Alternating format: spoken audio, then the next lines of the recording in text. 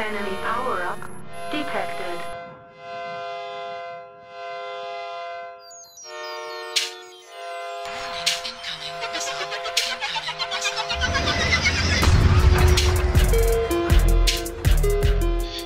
Alright, 07 Mech Warriors, and welcome to another Incoming Missile podcast. I'm back here with Cozened Indigo. How you doing, man? Good, man. How are you? Yeah, good. You been watching any of the World Championship?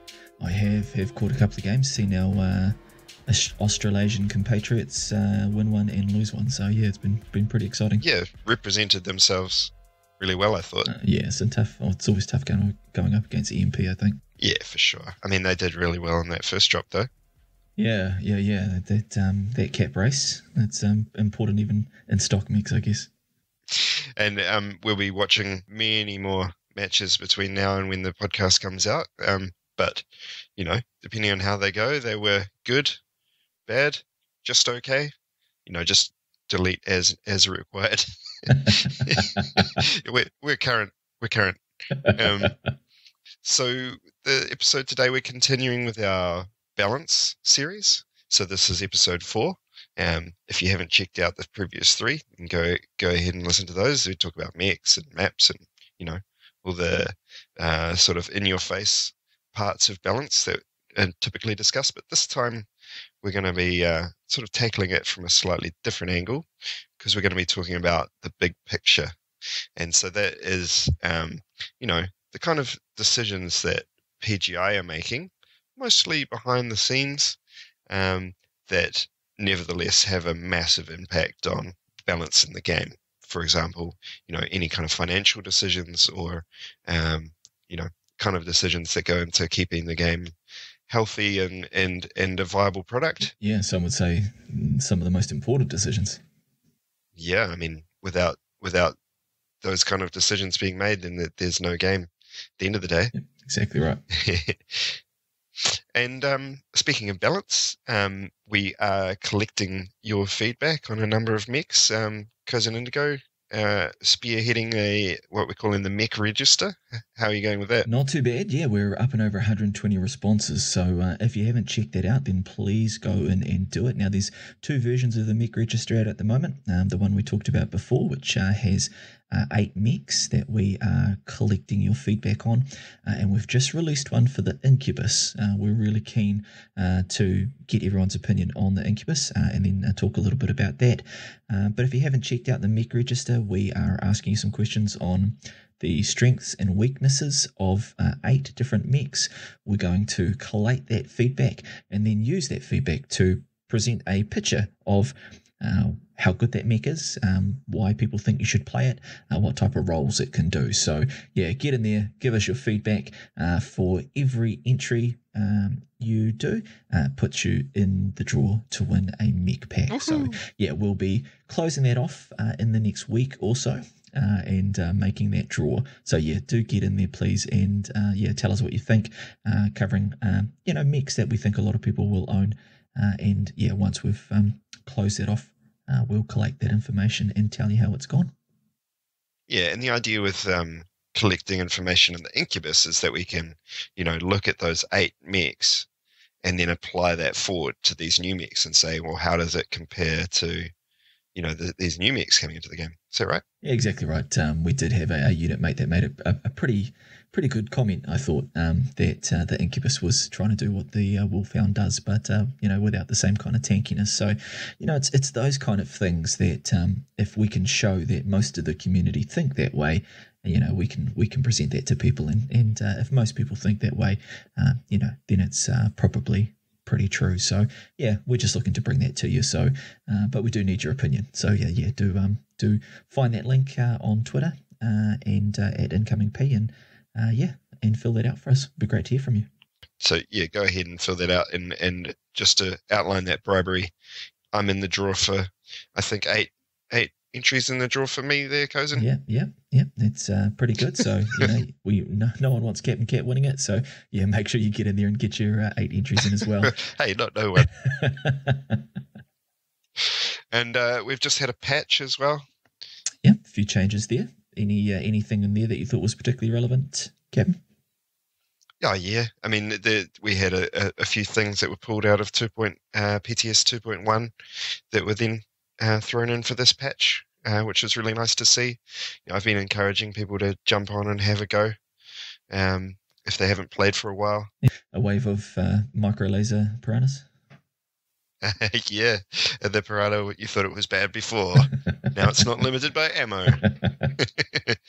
Yeah, I mean, it really is a beast with those micropulse loadouts and things like that. So get in there and have a go at that. But also, I think props to PGI for putting in those mobility changes that we've been begging them for. They make a big difference to how the Atlas feels amongst others. I mean, the Thanatos in there, Stormcrow's in there. There's a whole host of mechs. Just jump on the patch notes and have a look. See if your favourite mech was affected by that. Nice. You're taking the Thannies out for a spin yet, Kim? Actually, I haven't. I've been playing Incubus a lot. Thannies feel good. Let's keep that in context. What was that, sorry? Let's keep that in context, yeah. What was that, sorry? Yeah, the Thanatos. It feels excellent. So, yeah, talking about balance in these patch notes seems to be a natural segue to talking about the big picture and these decisions being made by PGI behind the scenes, and let's launch into it. Yep, that's right. We've covered the pilot, we've covered the mech, and we've covered the map. So, yeah, now we're on to the big picture that affects them all. All points attacking your target. All right, welcome back, Mech Warriors. We are going to begin the main topic of discussion. And as mentioned in the intro today, we are going to talk about some of the big picture decisions that might influence balance. Thus far, we have talked about the player skill and the pilot, the mech, and how the big stompy robot could affect balance. And then in the last episode, we talk about the environment that the pilot and the mech act in, and how that can influence your performance and therefore balance decisions. So today, we're talking about those things that are external to the in-game mechanics and the decisions and direction that PGI take as a business, and of course, some of the limitations and constraints that they operate under. These things are pretty important, obviously, for the business, and can be pretty important and have a big influence on the decisions that they make, and therefore the balance of the game. Yeah, so I mean, a kind of a warning up front, I guess, that there's a bit more speculation required to be discussing these topics, right? Yeah, absolutely. I mean, we obviously aren't privy to any of the decisions that they make, and we all, I guess, try to deduce what their decision-making process is like in the direction that they're taking based on what we see. But of course, we can't know that, and they will always make decisions for reasons that we won't be privy to. So yeah, it will be speculation rife. Unlike the previous episodes, we were able to talk about the things that we can actually see and experience in game, and look at number values and stuff like that. This one, I mean, we're all kind of making our own little internal logic chains. You see it all the time in discussion threads where people are saying, they've made this decision for this reason. But, really when it comes down to it, it is just guesswork. So there's a few general areas that we are going to cover. And the first one, loosely speaking, I guess, is the fact that PGI are a business, and as a business, they do need to be viable. I guess so what we mean by that is that they do need to make money, as any business does, and for it to stay afloat or for it to be successful, they've got to take a certain approach to the way that they make money. And one of the things that's most pertinent about MechWarrior Online is that it is a free-to-play model. And yeah, obviously that's the kind of first and fundamental big picture factor that will influence in-game balance. Yeah, and I mean, the free-to-play thing, you can experience this game completely free-to-play, but you're going to be doing a lot more work to do it. I mean, mech bays are probably the biggest thing you're going to run up against the fastest. Yeah. As soon as you want other mechs, of course, you do need to get mech bays. And, you can win them and you can earn them in game without having to part with money. But I guess basically what we're getting at there is that it is really hard to progress in MechWarrior unless you do at least stump up for some in-game currency. What you're alluding to here is that some of the decisions PGI make are going to be about the idea that this is a free-to-play game and that they want people to spend money on the game. Yeah, very much so. I'd go a step further and say that it has to be about that way. So without the business being successful, there can't be any game. Free-to-play is a business model that most people will be familiar with.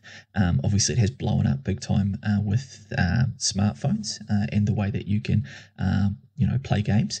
But of course, there is other huge PC-based games like League of Legends or World of Tanks, other games that are based on letting you download the game for free and play it, but then establishing in-game currency and giving you reasons to spend money on the game. Yeah, and it's also worth mentioning games that started out as being a purchase game and then converted to free-to-play later in the dev cycle.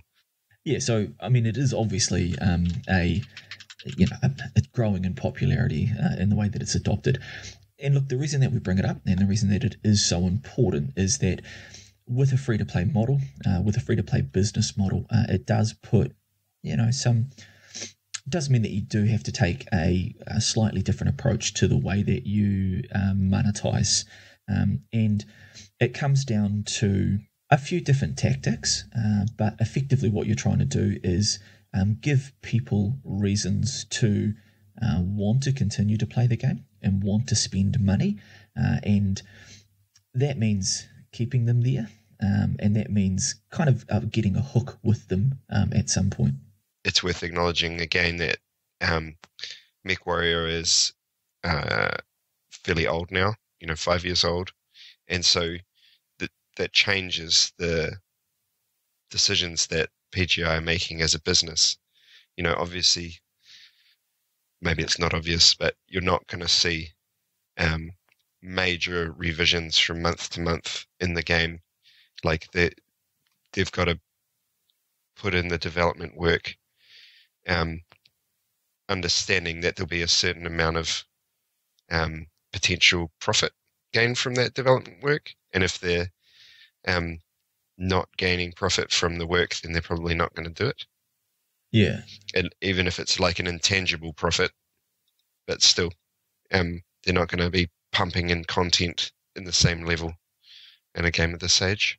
Yeah, you've hit on one of the first challenges with a free-to-play business model, in that if someone is paying up front for a game, a lot of the dev stuff is done up front, and they're gonna see the return on investment straight away as they sell units and as they make money.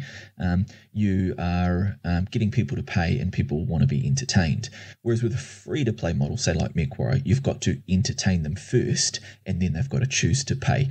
So it adds that different level of challenge, and a lot of what PGI will have to consider when they're making any changes or when they're doing anything is that kind of return on investment idea that you were talking about. How many developer hours, how many people hours, how many business hours are we going to put into this thing, and what do we expect the payback on that to be? Exactly right. And perhaps you want to save this for the second question, but it means that as a game, you need to include, almost gamify the idea of overcoming certain hurdles, progression and things like that, and then allow people to have a way of circumventing that by paying money. Say mech bays. We talked about mech bays already. You can get mech bays by playing faction play, and certain levels. As you level up in faction play, will give you a mech bay, or you can wait for an event to pop around, or giveaways here and there, those sort of things. But if you want to play this game long term, you're going to run into the mech bay cap all the time, and you're probably going to have to shell out a little bit of money here and there. And that's just one example of a sort of a mechanic that's been included in the game to try and get you to hand over a few dollars now and then. In the free-to-play world, the catchphrases around conversion rate, and they're looking at things that they can do to turn someone from a playing player to a paying player, and things like mech bays or putting gateways or other kind of restrictions on constraints that do force or encourage you to, buy the in-game currency, are decisions and tactics that that type of business model have to introduce. I mean, there's games that want to have their cake and eat it too, where they, first sell you the game for $80, $90, and then make you or want you to buy, cosmetic items and things like that within the game as well. Yeah, it's like your Call of Duty, Battlefield, things like that. Yeah, I mean, almost anything by EA these days. I mean, to use a dirty word in the microtransaction world. But at least you didn't say Ubisoft. But yeah, obviously, for say a hybrid approach like that, where you do pay up front and then there's either microtransactions down the track, or DLC, downloadable content, or other reasons. Obviously there are some huge money makers out there, like FIFA or some of these other titles. But again, for a company that is running that hybrid model, again, they would have already made money from that $80 or $90 that they're charging for the game, and their return on investment decisions, how much dev time they put into DLC or other features, skins, cosmetic items, those kind of things, will be probably a little bit easier to make for someone like Piranha Games and MechWarrior. They do have to think long and hard and be very sure about what kind of return on investment they're going to get back from what they input, because again, people haven't already paid up front. And I think it's probably one of the things that we, as players or as the community, sometimes we can take for granted a little bit, or just not quite understand that every decision that they make does have financial implications. And any time you're going to make a change, without understanding how difficult it is, you don't know how much time is going to be involved. And even though a change can seem simple, it might actually cost a lot of business hours, developer hours, artist hours, all of those people that are involved. And the free-to-play model in general comes with those kind of constraints, that the change or changes that you're going to make, you need to be able to show what kind of return on investment you're going to get from it. PGA must have a really hard time of, working out, if there's a certain amount of man hours required in making a certain change to the game, how much is that worth if it doesn't bring in money directly? Obviously, so what I'm talking about, you put in a mech, people buy it, it's a transaction. It's all quite easy to understand. If you make a map, how much is that worth to your game? People aren't going to pay you up front for it, but if you don't make any maps, then you're going to lose players. For every change that you make, you're almost asking yourself, how will it impact my conversion rate? With conversion rate being that metric of how do I convert a playing player into a paying player. And there's retention as well.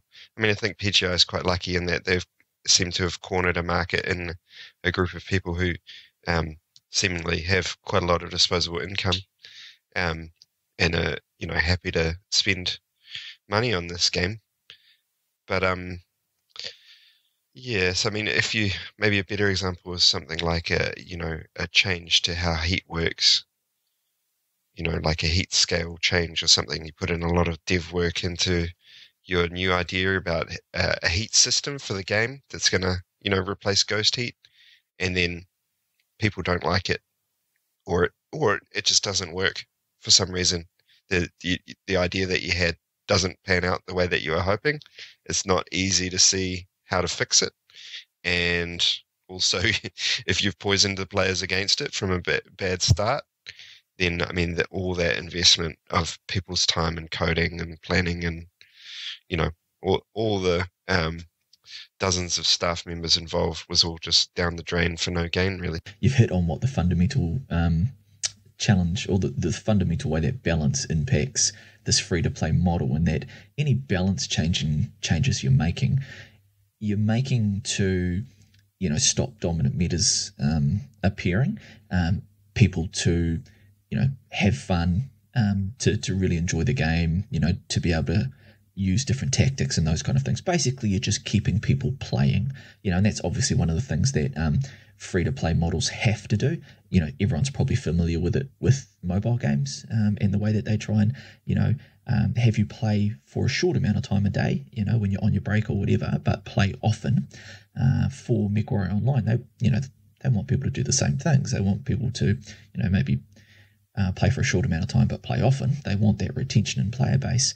But if you're going to make any change to balance, really, how that impacts your conversion rate is, by keeping people playing. So if you do invest all that stuff into, say, a heat change, like you were saying, how is that going to keep people playing, or avoid them not playing? And if it doesn't work, what's the rollback cost? All of those kind of things. It introduces a level of challenge to this kind of business model that, I guess it's probably the main point that we're trying to make to the listeners, is to understand just how tricky that might be. I mean, it's kind of you can take a diversion in the conversation a little bit to talk about how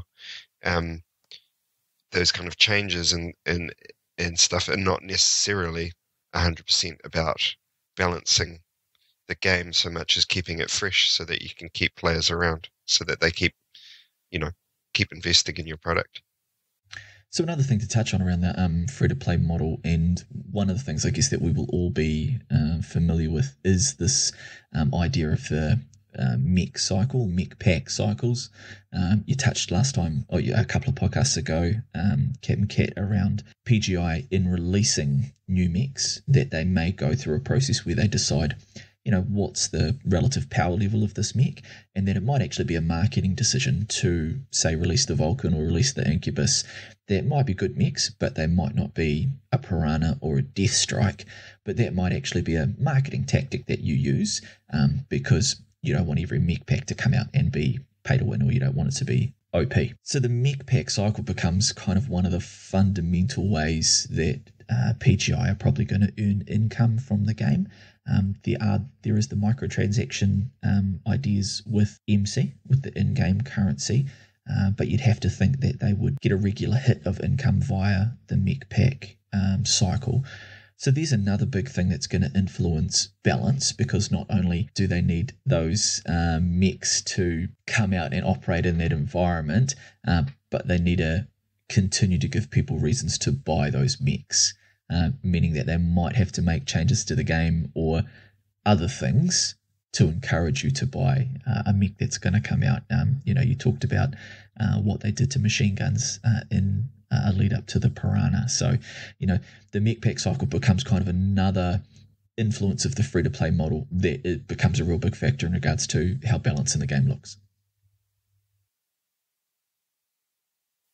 Yeah, right. And not only that, but you have to manage people's understanding of those changes and the perception of those changes in the community, because if you, in some ways, if you just came out and said, hey, look, we're nerfing machine guns now because the Piranha's coming out, people are going to be upset about that because, their favorite mech has, 3 machine guns on it and it's a marginal build, and now it's a really good point. If I can just hit on that one, it's one of the things, as you say, that must be really, really tricky to manage, is that it is free to play, and it would be really hard to come out and say we're making this decision for fiscal reasons, because we want to remain viable, so it benefits us if machine guns get nerfed or whatever, but the player base and the perception of them in the community, kind of the PR aspect, it would be,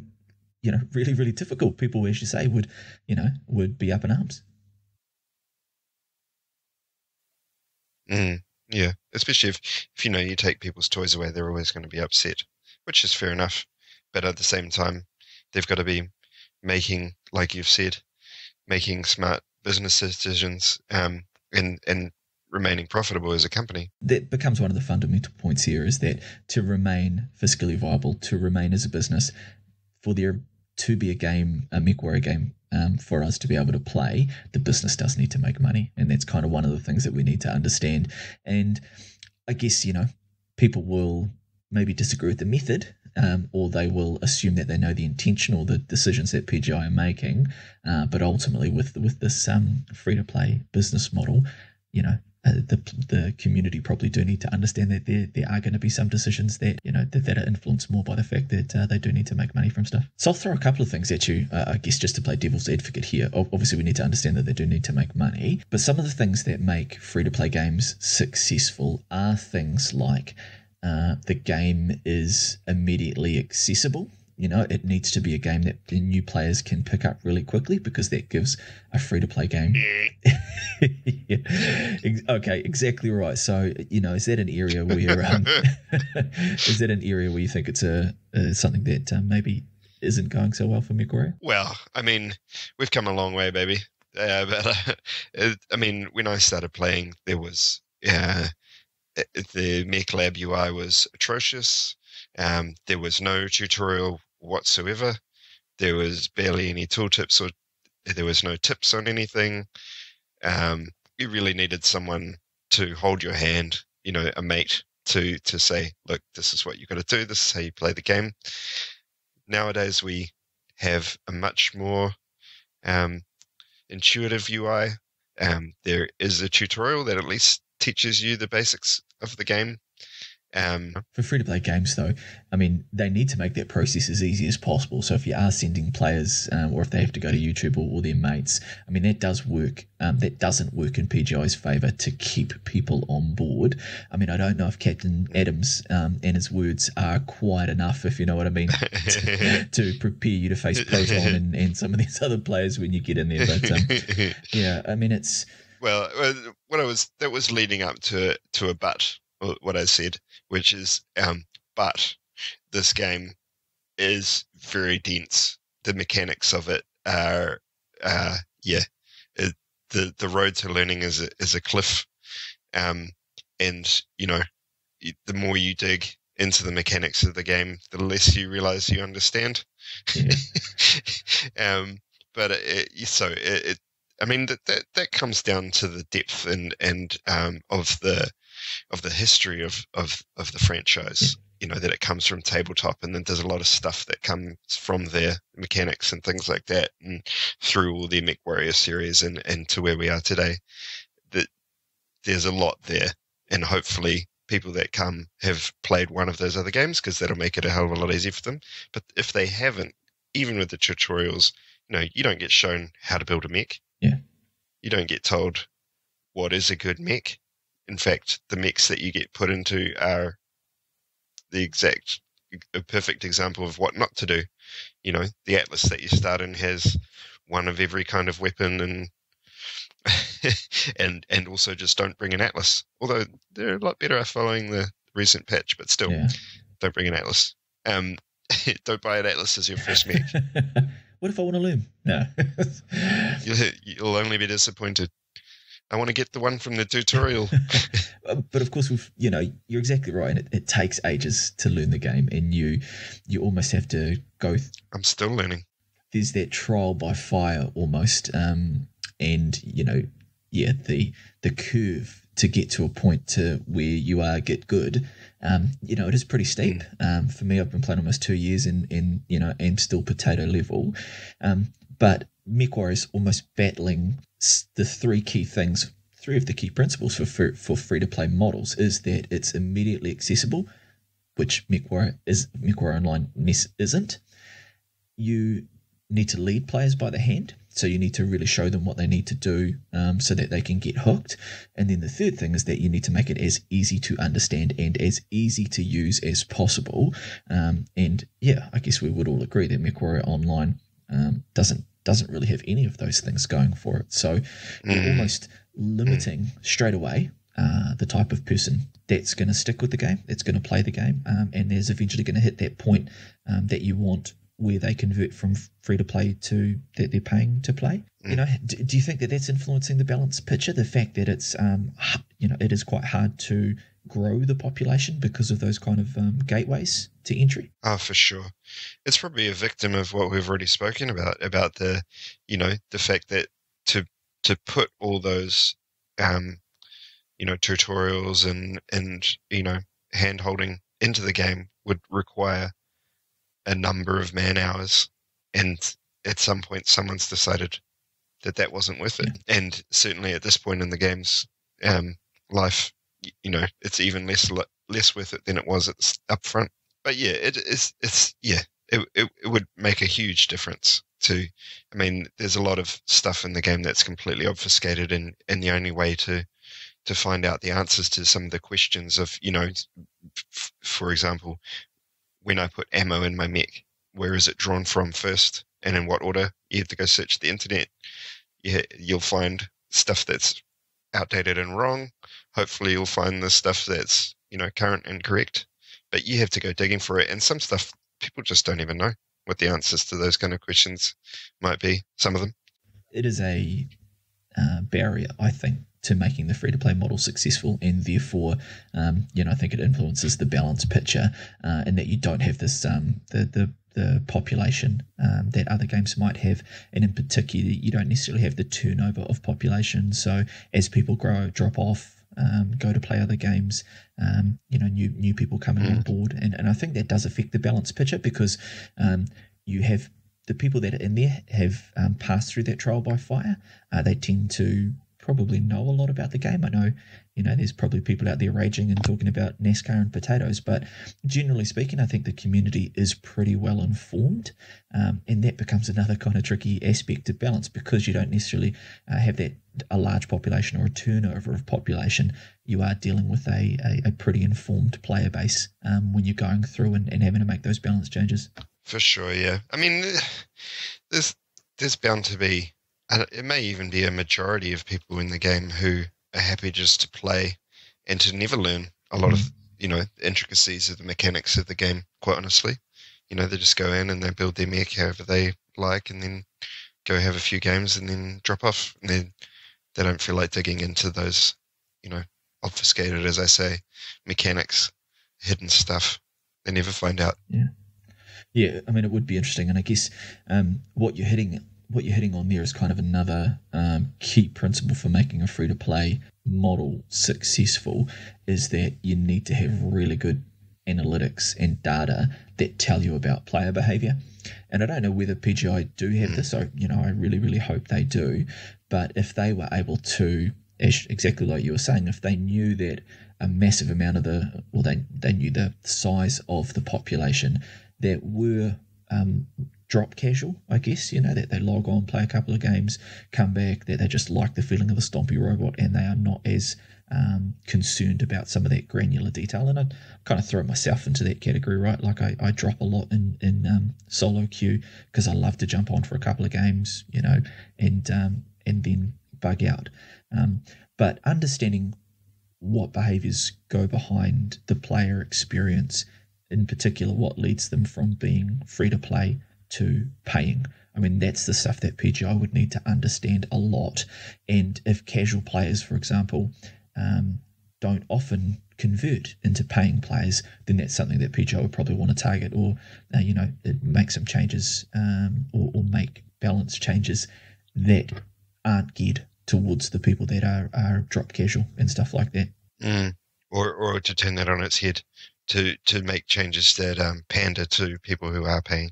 Conversion rate is something that you would hear a lot of with massive games like League of Legends, and the benefit that something like League of Legends would have is that they've got a massive population, right? So their conversion rate doesn't need to be huge. So they might only have 5% of their population that spends money. But if your population is 5 million or 40 million or whatever, then that 5% is enough to sustain you as a business. For PGI, and the population being smaller, let's for argument's sake say that we're playing with 30,000 players in the community. I don't know what the actual figures are. You could do with a small conversion rate if the amount spent per player is high. And those are the kind of figures I think that PGI are probably pretty plugged into. And again, some of the balance figures, the balance decisions that you might have, as you say, if they are pandering to the people that do sustain the business, again, you can understand that as well. I mean, yeah, hopefully we get back to 30,000. I think it was about 20,000 last month. But I use my friends list as a rough guide, and it seems like the player numbers are up a little bit since the latest patch, so that's a good sign. Hopefully we can maintain. But it's I think in any game, League of Legends, Path of Exile, in any free to play game, you have whales, and I think in PGI's biggest strength has always been that the number of whales that are in this community. That there was plenty of gold mechs around when they were a $500 option. I saw quite a lot, and there's people out there who just buy every single thing that comes out as a matter of course, and that's a boon to a small company like PGI. But I think that's true for any free-to-play game. You'll have people who are happy to spend, $5,000 a year on your game, and then you'll have people who, grudgingly give you a couple of bucks now and then, and then everything in between. One of the things that the community probably need to understand is that in the world of free-to-play, it can be really hit and miss. Like even for the games that have had massive success, like League of Legends or World of Tanks, there's not a lot of solid research that shows why they're successful. Sometimes games just hit, and Mech Warrior is one of those ones where it probably does rely on people that are invested in the universe for other reasons, played previous games and those kind of things. So yeah, sometimes it would mean that you do need to make decisions or pander to those people that are whales or beached whales in the case of if you're a Kiwi, but that they do need to factor in those guys as their primary source of income.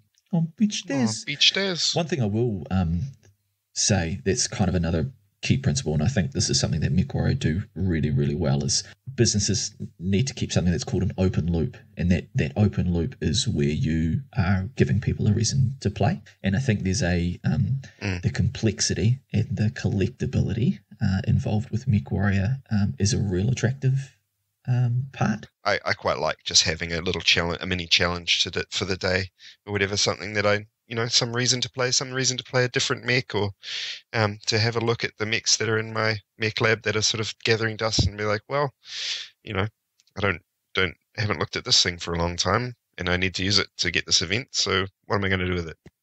Everyone will know the term hooks, and if you've played a role-playing game like D&D, you'll know all about adventure hooks.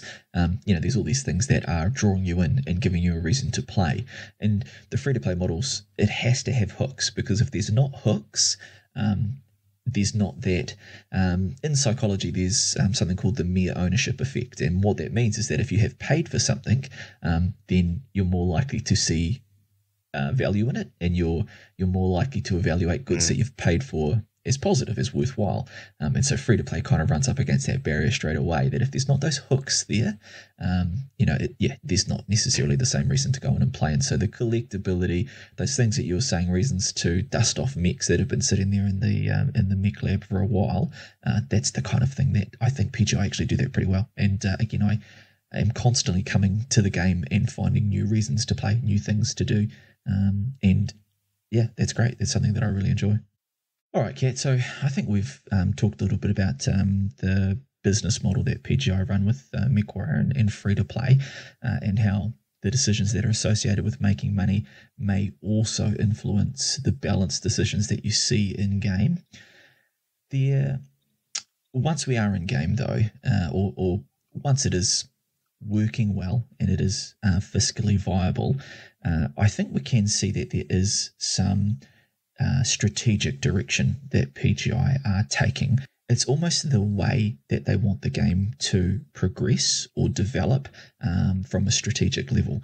And I guess the things that I'm talking about, particularly from the balance point of view, is something that Paul talked about in the NG TV podcast. And those are strategic influences like time to kill, So they obviously want time to kill to be in a certain place, and they make balanced decisions based on that. And they also want parity across the factions, across IS and clan, and they want parity across the weight classes. So those three factors, those three strategic decisions are pretty influential. They're things that we do hear about and Paul has talked about, and they're probably things that are most proximate to us when we're looking at balanced decisions. So it often seems to us as though those strategic decisions about the way they want the game to be, the time to kill and the parity, seem to be a really big factor in what the balance picture looks like. I mean, how do you think on that? Do you think that that is the directions that they should be going in? And if so, is the current balance decisions that we are seeing supporting those? I mean, it's a big question, and it's those sort of three things: time to kill, parity across the factions, and parity across the weight classes, are something that I have seen again and again people disagree on. You'll get one of those conversations and you'll say, and I'll see it say, of course the IS and clan are not balanced, and then both people say it's IS that are OP, or it's clan that are OP, and it's there sort of seems to be, there's not really a consensus picture in the community, at least in the wider community, about where those things should be. For time to kill, some people want the games to be snappier and shorter, and other people want them to be long and drawn out, and you feel like a tank that can just make lots of mistakes and take lots of damage, but you've got so much armor that you're going to get away with it and have a long game kind of thing. So that's one that people disagree on. The parity across the two factions, I've seen people saying both factions need nerfs. And then the weight classes, I mean, it's fairly clear that assaults and things can dish out massive amounts of damage, and lights have a pretty rough time of it for the most part. But what does it mean for those weight classes to be balanced? Well, get a light versus an assault, and the light can win if you come at them from the right angle, and you manage to stay on their back for long enough, and they isolated. It's an interesting one, that one. I mean, I tend to say that the lights and mediums have a pretty hard time of it. Yeah. For me, I think those things hook into some of the things that we were saying earlier, that the reason that you'd want parity across the factions and the reason that you want parity across the weight classes is you do want people to have a reason to play the mechs, to collect them, and that all feeds into the free-to-play thing, right? So part of the economy is converting, free to pay, and so if lights suck and no one wants to play them, then it's probably going to be hard to sell a mech pack for lights. If clan are stomping IS, people are probably going to only want to buy clan mech packs and those kind of things.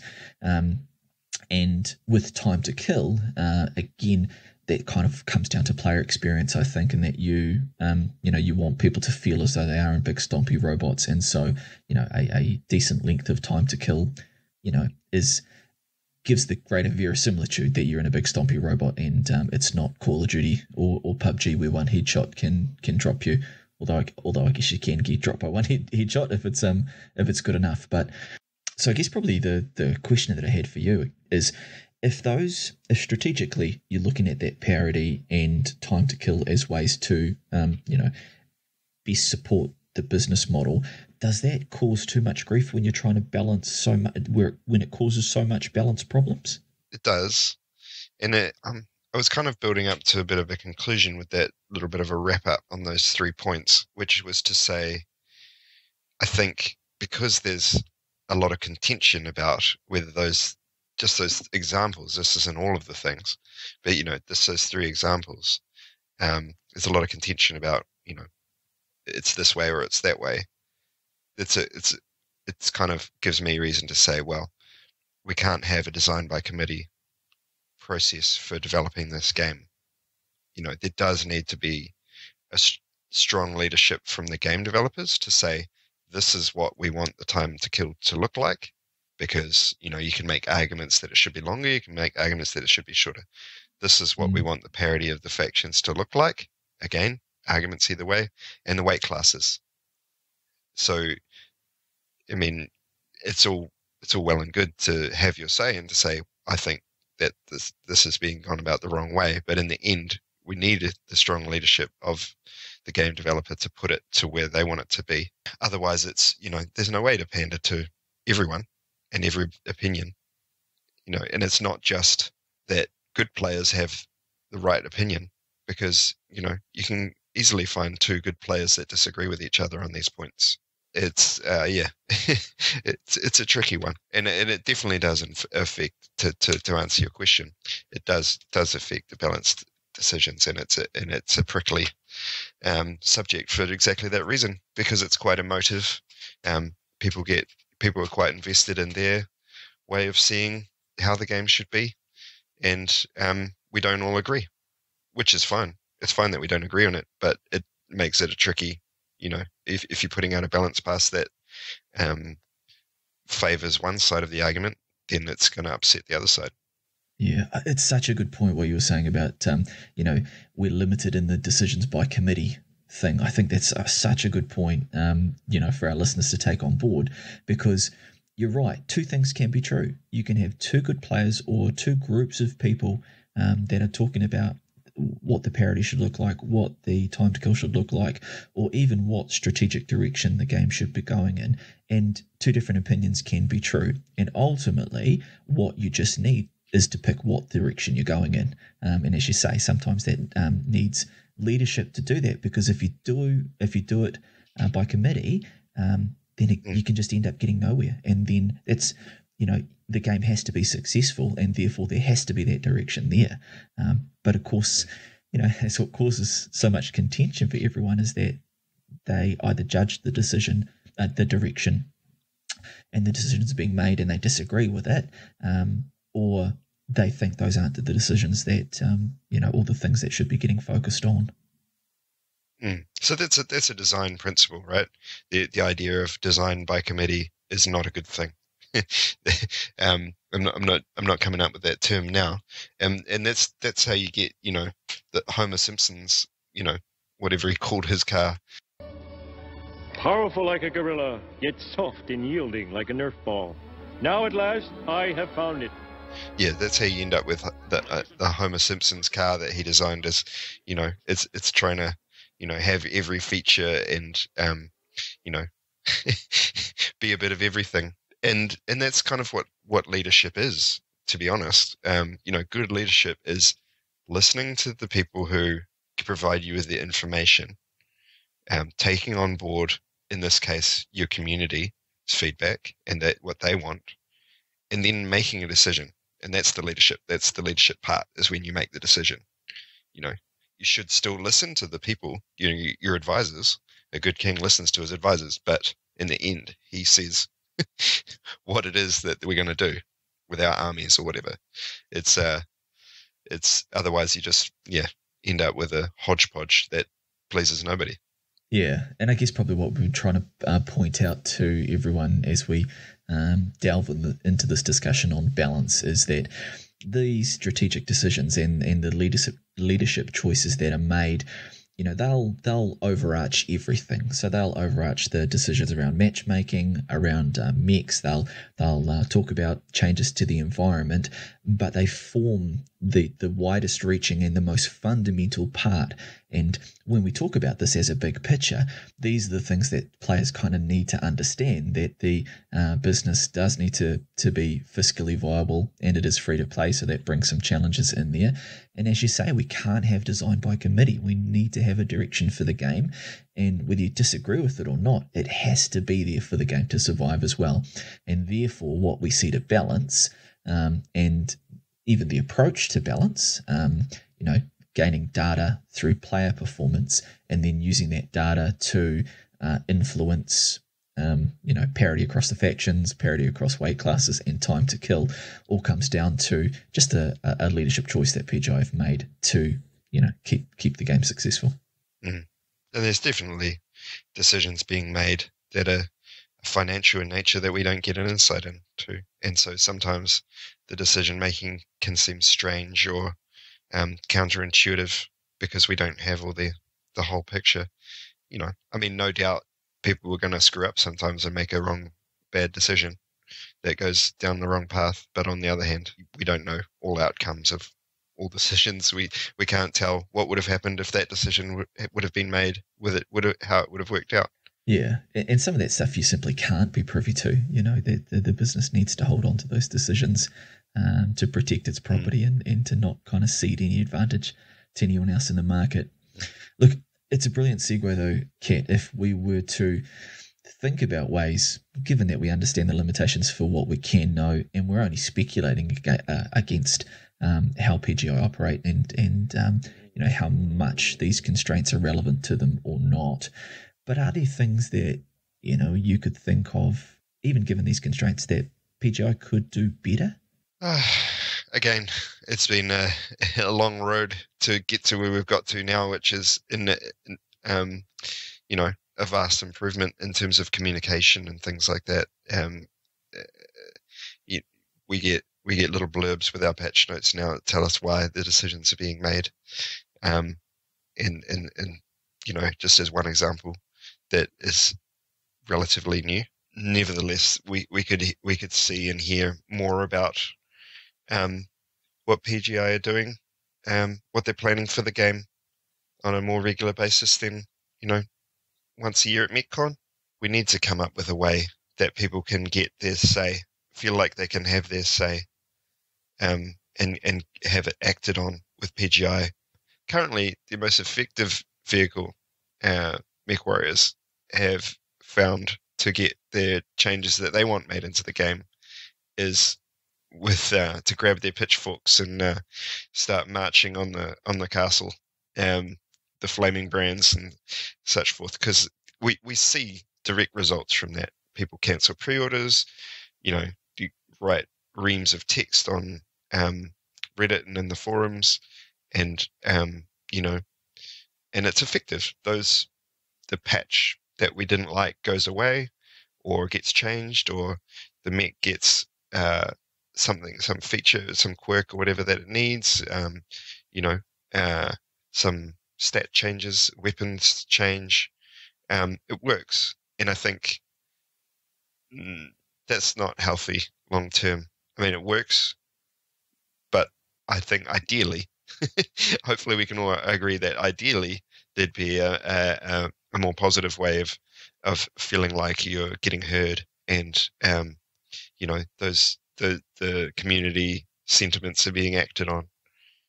Is there a way that PGI could get ahead of the Twitter lynch mobs or all these outrage bubbles that people engage in?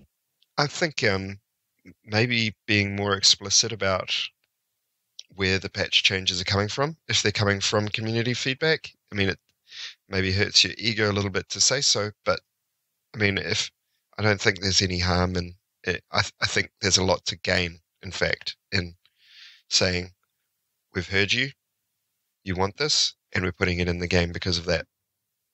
That's what people want to hear. The mobility buffs that we've put into the game last month were because people have been asking for it.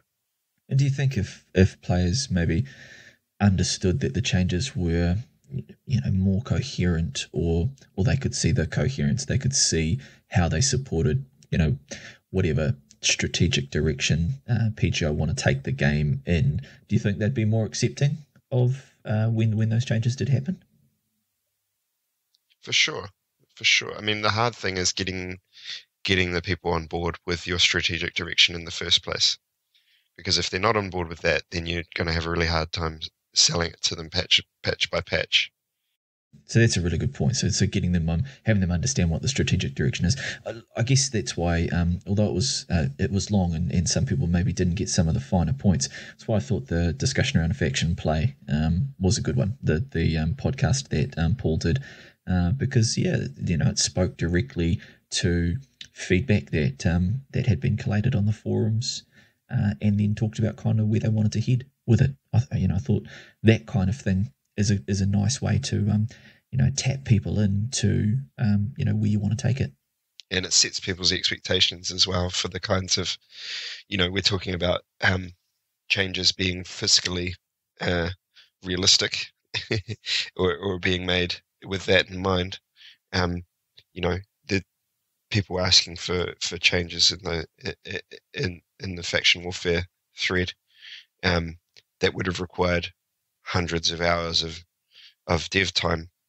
It's just not going to happen because the money's not in it. Why would they spend all that money doing that?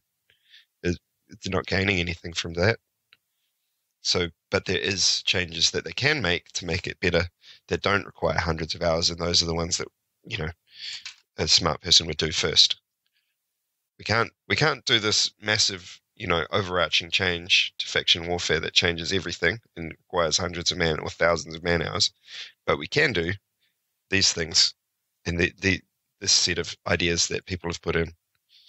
Yeah, that makes a lot of sense. And like I appreciated in that podcast where Paul talked about that very things, like perhaps these limitations with the engine that they use. I'm not an IT guy, so some of that stuff, I don't necessarily understand, but I get less frustrated with hitting invisible walls in Polar when Paul explains the difference between a collision layer and, the other layer. I can't even remember the name, but yeah, perhaps that effort to get people to understand the strategic direction and get them to buy into where it's going, and then an emphasis or demonstrate that the changes are coherently moving towards the direction that you've talked about. Could be a good way for people to understand how balance is influenced by all these strategic things that we're talking about. And I guess another part of that is the public test servers as well. That's another vehicle too. I mean, one aspect of putting out a podcast like that is not just to say, this is what we're doing, but to also gauge feedback on that. This is what we're doing, and then listen. What do people think of that? Do they love that idea? Is it worth it to, do people like the idea enough for us to spend the money developing all those features? Is there a particular set of features that are getting hyped and talked about? Because those are the ones, that they're probably going to do. I mean, you talked about it, about the PTS collecting not only quantitative data, because we've kind of talked about maybe some of the limitations, you're getting only a certain type of data in the PTS, but you talked about the PTS also collecting qualitative data, so gauging that opinion and, yeah, I mean, the forums do that to a degree, but I don't know if they, necessarily do it as well as could be. But I guess whatever way it is done, if the PTS involved both the quantitative and those qualitative aspects, I think PGI would get much more out of them. So I've actually got a conspiracy theory about that. A conspiracy theory?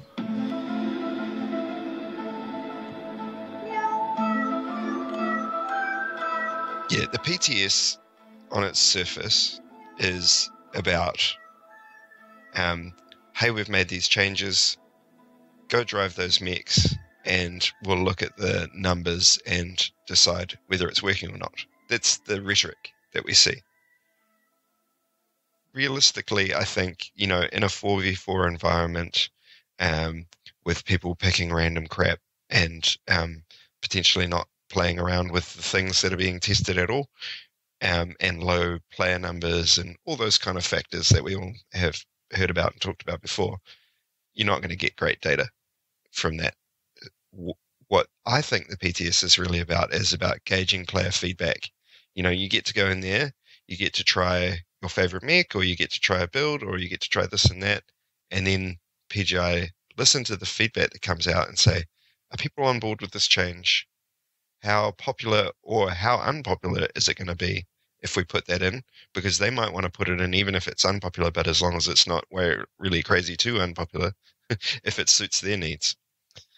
So yeah, that's my little conspiracy theory on public test server. So one thing that I think I've suggested before, and I think would be really cool, is if instead of these sort of sporadic PTS events that we have that are fairly low hit rate, not that many people go to the trouble of downloading the second client and installing it, getting set up, copying across all their profile if they're smart enough to know how to do that, or copying across all their profile if they're clever enough to know that you can do that, or just setting it up all manually, your mouse settings or your keyboard settings, all that kind of stuff needs to be set up on the PTS again. So there's a lot of barriers to getting involved in a PTS. What I really like the idea of, and I've heard it from another game developer that they do, is they have these sort of mutation weekends where occasionally, like you could do it on the same weekend of the month, like the last weekend of the month. You have a mutation in the game, and it can be fun, or it can be, add a whole new flavor into the balance of the game. It can be as far-reaching as you like, as you can afford the dev time for. But it should be limited by the things that you can change by changing an XML file, number value stuff as much as possible. And then that's just what the live version is for that time. Make it really obvious that's what you're playing. This weekend is going to be, this, different experience, and incentivize people to jump on and play that. And that'd be a really great vehicle for testing out stuff. People are going in, it's fairly low stakes. If it's a monthly thing, everyone's expecting it. It's just a matter of course, so to speak, that it happens every month, and it's not necessarily going to be, I think people put a lot of weight on those public test servers because that's what the game's going to be now. Whereas, it's not supposed to be. It's supposed to be, here's an idea that we have. It might not work in its current form, but we want to test it out how it is and then make changes. But people react because they think, if I don't freak out now, I'm going to have to live with this thing. But if it was just a matter of course, and if they were maybe a little bit fun sometimes, not quite so serious, you have a Halloween one or whatever, I don't know, then it would mitigate some of that emotion being invested in that, and it would also, you get a lot larger sample size if you just made it your live version, and just test things, try things. Have someone at the office has an idea of a balance change that you could do, try it out. If it doesn't completely break the game, you can do a little bit of internal testing, make sure that it isn't a game-breaking change. Otherwise, chuck it in the game on that day or that weekend and see how it plays, see what people think of it. In those mutations, I guess, you could try community-led feedback. If the community says, you need to drop the ghost heat level on AC20s, they could try that out for a weekend. I guess it would help with the coherence as well. Those kind of regular changes and those regular tests, people would become, more used to the idea that there's the continual improvement process happening. Yeah, exactly right. And I mean, it's a low stakes environment where, you're putting something into the game. Say there's a community thing, like you say, AC20, you should be able to fire 2 at a time. People, if you just leave it at that as a discussion, people are going to argue back and forth about that. Just give it a go, and if it doesn't work, you can say, we tried it, didn't work. I like it. Look, you all saw.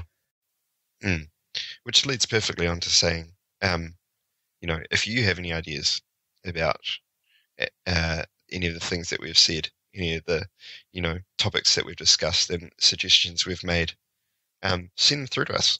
We'll have a read and comment on those and maybe bring them up for discussion in the podcast.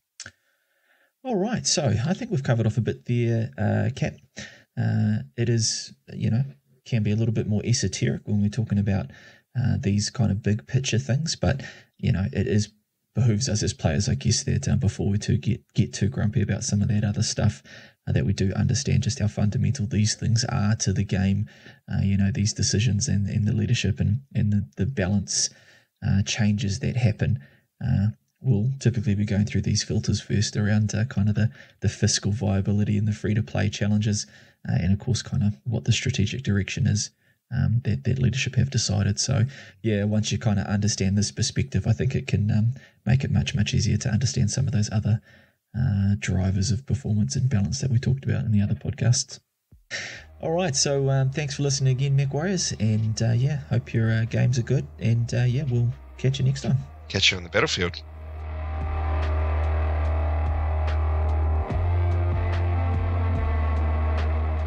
If you did enjoy this content, then your support would be greatly appreciated, and you can support us in a multitude of ways. You can go to Patreon, Incoming Missile Podcast, and support us there. We have 3 different tiers of support, or of course you can donate one-off amounts, and any in-game content that you could donate to us would also be greatly appreciated. We very much want to hear your feedback, so be sure to reach out to us on our multitude of channels. You can follow us on Twitter at IncomingP. You can reach us via email at incomingmissilepodcast@gmail.com, and please subscribe to us on YouTube. That's Incoming Missile Podcast. So just a quick reminder to check out the Mech Register. You can find the link to that Google form at our Twitter account, and just remember you can fill that form out up to 8 times. Each time you do fill it out is another entry to win, so do get in there, tell us what you think about the mechs that we are featuring, and allow us to collate that information into something useful, and you may just get a mech pack out of it. We look forward to hearing from you. We appreciate you listening, and we'll catch you next time.